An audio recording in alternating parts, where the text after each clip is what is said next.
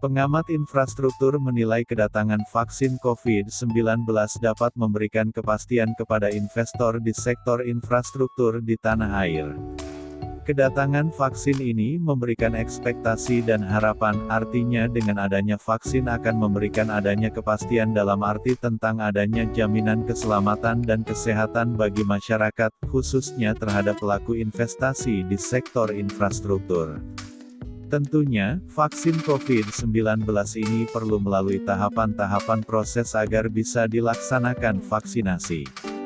Tentu kita semua berharap bagi daerah-daerah yang telah divaksinasi suatu saat nanti sudah semakin cepat dan merata, maka hal itu akan memberikan ruang bagi percepatan pembangunan infrastruktur untuk pemulihan ekonomi.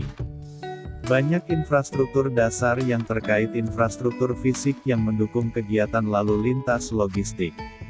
Akan lebih cepat lagi realisasi proyek-proyek infrastruktur yang tertunda sehingga mungkin proyek tersebut akan lebih mendapatkan kepastian kapan akan dilaksanakan pengerjaannya kembali. Bagaimanapun karena adanya pandemi COVID-19 ini berarti banyak penundaan proyek infrastruktur. Di samping itu kita melihat dengan kedatangan vaksin COVID-19 ini, mungkin perlu lebih diperkuat lagi dengan program infrastruktur berbasis padat karya.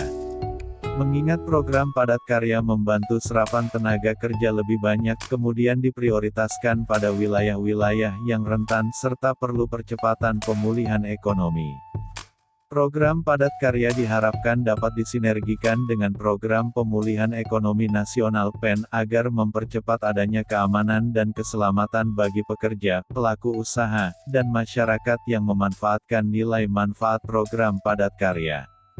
Sekadar informasi, sebelumnya pengamat BUMN Toto Pranoto menilai kehadiran vaksin COVID-19 dan pemberian stimulus ekonomi pada semester 2 tahun ini dapat mendorong kinerja BUMN karya.